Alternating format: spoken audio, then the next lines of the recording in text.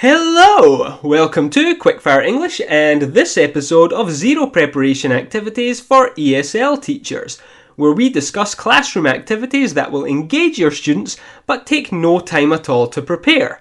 This series aims to slash your preparation time, but it's also here to help when things go wrong. When you end up with no handouts because you've lost another battle with the photocopier, when your students finish your tasks faster than you expected, this series has got your back. Today I'm talking Lifeline graphs, a simple yet versatile task that students have a lot of fun with. For this, you teach verbs for describing trends: rise, skyrocket, fall, plummet, and so on. Then, students draw their lives as a line graph and describe it to one another. Easy, right? But what can we use this task for? Which levels can we use it with? And how do we implement it? Well, I'm going to riddle you those right now. First, why use this task? Well, for one, to practice past tenses, because the task encourages students to talk about their past.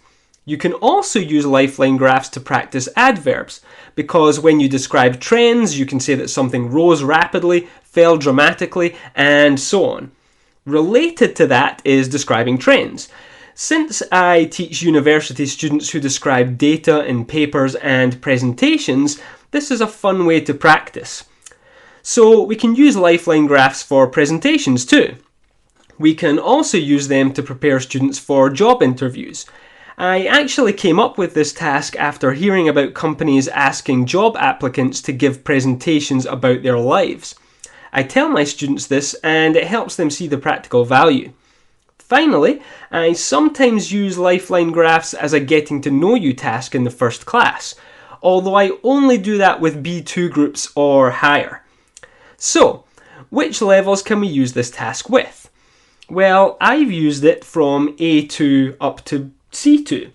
Basically, any group that knows the past simple can do some form of this task. And in this video, I'll first show you how I do the task with groups of B2 and above. Then I'll talk about how to adapt for lower levels. Step 1. Elicit vocabulary. Here I draw 6 line graphs on the board showing different trends. Then I split the students into groups and have them brainstorm verbs for each graph: increase, decrease, rise, fall, and so on. Now, if you're practicing adverbs, you'll also ask for those: steadily, slowly, rapidly, etc. Set a time limit, and once time's up, gather everyone's answers and write them on the board, correcting and adding where necessary. So this works for B2 and above, but how do we adapt for lower levels? Well, you might cut to the more complicated trends. You might let students use dictionaries or smartphones to find words, or instead of eliciting vocab, you might just write verbs on the board, then ask your students to put them into the past simple. Now, I don't do step 1 if I'm using Lifeline graphs as a first class icebreaker, which is why I only use them with higher levels in a first class. But I do go through this stage in all the other situations. Okay, step 2, model. Describe your life as a line graph so your students have a template. Here I plot stages of my life on the x-axis, and I usually measure my happiness throughout my life on the y-axis. Now you could choose to measure something else: self-confidence, motivation, etc.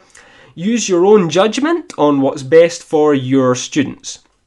So I draw my graph on the board and I use the words from the previous stage to describe it. For example, my happiness rose steadily from birth because my childhood was about as idyllic as it gets in working class Scotland, and it rose more sharply throughout primary school because I liked my classmates, I was good at sports, and so on. But in high school my happiness fell sharply, probably because all the other boys kept growing while I stayed roughly the same size. So, okay, you get the idea. Step 3. Students draw their own graphs, and I always tell them they're free to leave out any tragedies because I don't want anyone curled up in a ball crying by the time class is done.